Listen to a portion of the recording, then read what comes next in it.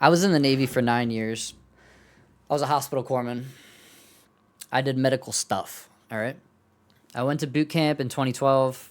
Then I went to A school, and then I was in the hospital at Balboa Hospital in San Diego, Naval Medical Center, San Diego.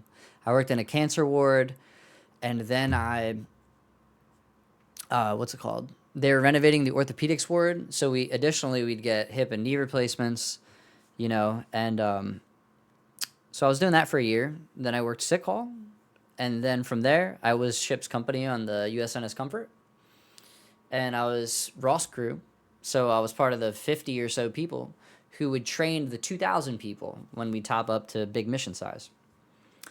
Following that, I was unable to go sea to sea, so I couldn't go with the Marine, units I wanted to go to.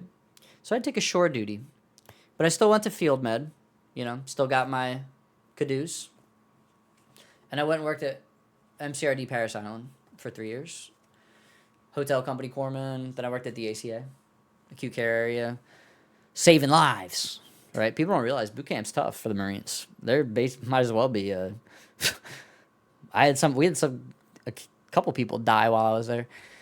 Anyways, I learned a lot while I was in, but it did not really prepare me for the real world. Nothing could. Nothing could have prepared me for the real world, because the military is a complete institution or total institution in the terms of psychology. The same way that a school is a complete institution, a hospital is a complete institution, a prison is a complete institution. Everybody has their own role within this closed system, right? Now, they do a good job of trying to prepare you for the outside world, but so there's some stuff that I would like to benefit or like to share, at least my life experience, with anybody who is getting out of the military sometime soon. I've been thinking about making this video for a while, and I was thinking of actually doing a series, but no, never mind. I'll just make a video. Follow on Twitch if you guys ever want to hang out and chat about this. I love talking with other veterans in the Twitch chat. Or if you want to comment down below, let me know about your service while you're in. So, it's very different for a lot of the people in the past. My dad was a Vietnam veteran. He was in the Coast Guard, did naval gunfire support. And then my older brother, it was a '06 in the Army, Operation Desert Storm. And then my grandpa was in World War II, right? He did the landing of Iwo Jima. He was like an E2 in the Navy. So hearing about all these family stories and like really learning about like how things have changed really gave me like some insight into like the way that people are treated when they get out of the military. And it's varied over the years, but for the brief consensus, we're taken care of pretty well. If we ever want to get a job, we're usually kind of given preferential treatment, we're given benefits, and getting a job can be easy. Although that's what you'd think, except when you consider like it's not really the case sometimes. Sometimes it's like having more qualifications doesn't really, now they got to pay you more, right? I've applied, okay. So depending on the job that you have, I'd say this is very highly dependent on that. Obviously there's a lot of jobs that, pick your rate, pick your fate. Everybody knows that when you're in the Navy. And I know some people who got out and they started making like six figures and stuff. And that's good for them. But a lot of people, especially branches like Army and Marines, how they most of them have a lot of soft skills depending on their their rate or their MOS. And a lot of us is like, well, sure, we have like leadership, good communication skills and stuff like that. But it's tough. It's really tough. And I think a lot of the reason, it's so tough, in fact, that a lot of people just don't know what to do. And it's almost the par for the course. And that's not just this generation. That's several generations of people who went into the military. But let me say this. I went to college. I used my GI Bill, got a bachelor's of psychology. Initially, I thought I wanted to be a PA, and that fell through. I realized that I am not a doctor, and nor do I want to be. I should not be under fluorescent lights all day, me specifically. I like to be out and about. And so I got the bachelor's from the GI Bill. Initially I wanted to be a PA, like I was saying, and I Used the credits from that to get a bachelor's of psychology, which I'm about to finish here in just a little bit. Now, here's the crazy thing about being in the world here. The outside world, outside of the military. Having a bachelor's degree does not really mean anything. It really doesn't. It doesn't mean anything at all. Especially when you consider, like, why are you doing something? Are you doing something because you enjoy it? That field of study, you may think you enjoy it, but then when you're faced with the inevitability of getting those jobs, you might fall into the category of so many other people where you realize that I just spent a whole lot of my time just to get this piece of paper, and it doesn't mean anything, and it doesn't, like, no employer cares, and this job, I probably didn't even want it anyways. Unless in unique circumstances, like if you're trying to be like a lawyer, doctor, engineer, something very concrete, competitive, and difficult, yeah, then I'd say, like, holy crap, dude, you're him, you know? But, like, for the vast majority of everybody who isn't in that 5% of people, I'm going to tell you right now, it's going to get pretty tough when you're coming out of the military. It is good to go to some of the best experiences I've had recently in the past 10 years have been going to college, meeting people, meeting young people. It was interesting being, like, a 28-year-old surrounded by 18-year-olds. But, for me, doing college really gave me an opportunity to learn about myself, the same way that high school gave me the opportunity to learn about myself. Dude, that's crazy. There's like a plane flying.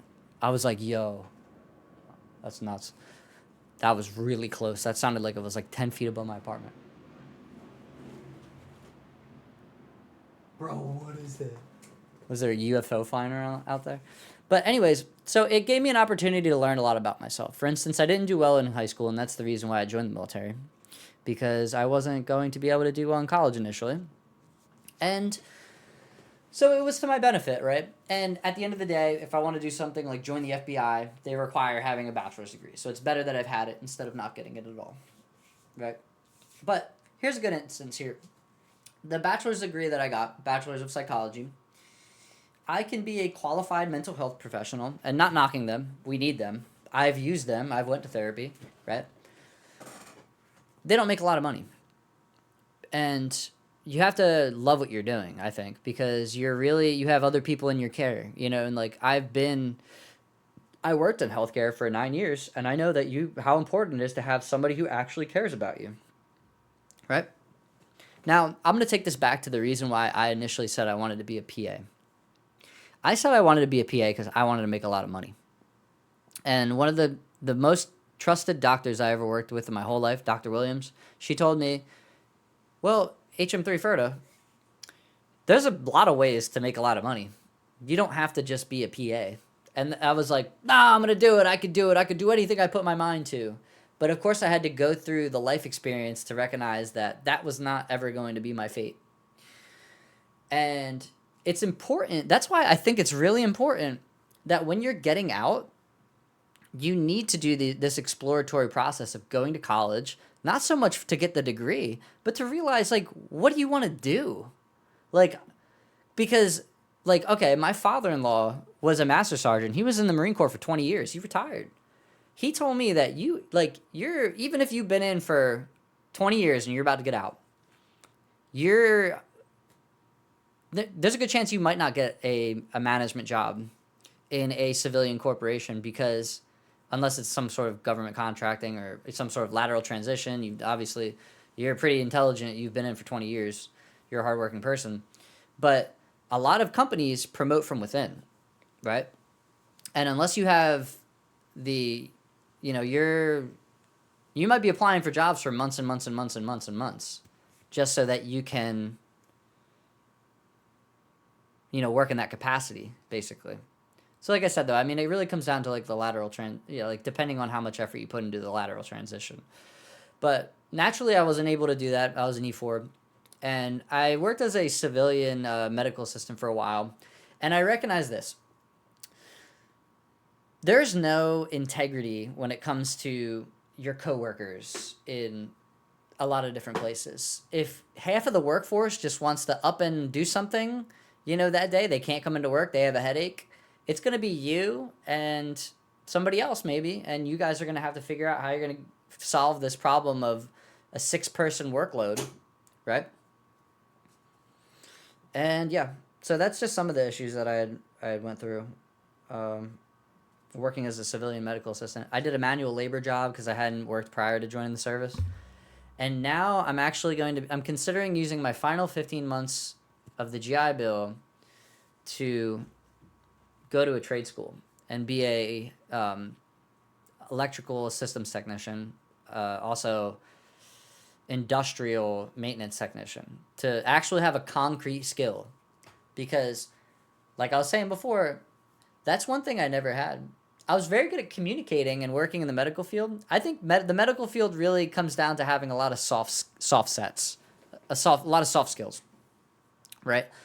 And this might hit a nerve with some people. I'm sorry about that, but like, what are you doing? You're taking information, you're relaying information. You need to know things. You need to have memorized information, and but in healthcare, there's not a lot of like actual skills, which is okay because I mean like everybody has their own thing. But if this video is for somebody who's like me, okay, I'm somebody who I want to have a skill that is an actual skill. Like I love doing phlebotomy and it became very, very good at it, you know? So like that'd be a good thing, you know, and a good but like, you know, phlebotomy doesn't pay anything. And I want to make money after all. So I've decided I'm going to go to this industrial systems technician, and I'm going to, I don't know, be like some sort of like elevator repairman or something, right? It's going to be 15 months of schooling. Excited. And now I'm faced with another thing where it's like, should I go the union route or the non-union route? Unionized electricians in my hometown in New Jersey, my one friend is a journeyman up there. He makes $67 an hour and he gets an additional $30 an hour towards his pension that he can dip into if he wants to. He's making $100 an hour, right? Although there's a chance that he might be out without a job for a while.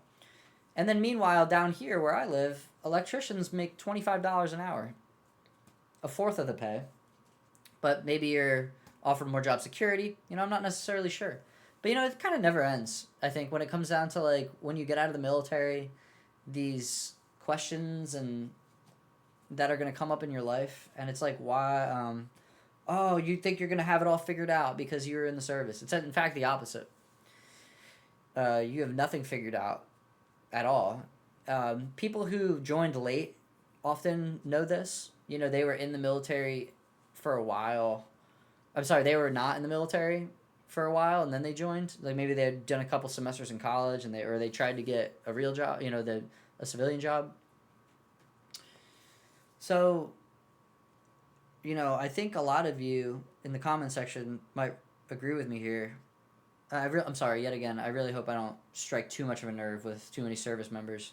You know, at the end of the day, we are brothers, but I think everybody should come to the agreement here that it's quite the crisis getting out of the military and trying to reintegrate people into society.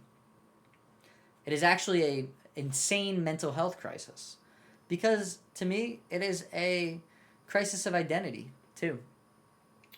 You were told that you were somebody for so long, and now that person is no longer you. So you think, who am I? And it's like it's important to redefine who you actually are. And the only way to do that is by getting out there and trying to figure that out. You know? If you don't like what you're becoming, then change and do something else, I think. And I know I make it sound so easy because I didn't, you know, experience anything extremely traumatic, which if you have, you know, I sympathize with you. Like I said, having worked in healthcare, I recognize what that does to a person. But yeah, man. Just wanted to make this video. Like I was saying before, if anybody ever wants to come and hang out on Twitch, I'll put the link in the description. Ooh, here's my cat. Look at the pretty girl. Oh, I bumped her head. Look at the sorry little kid. Look at this. This is Robin. She's a sweet girl. She's a good cat. Okay. All right. That's it. Bye. See you guys later. See you in the next one. Peace out. Bye-bye.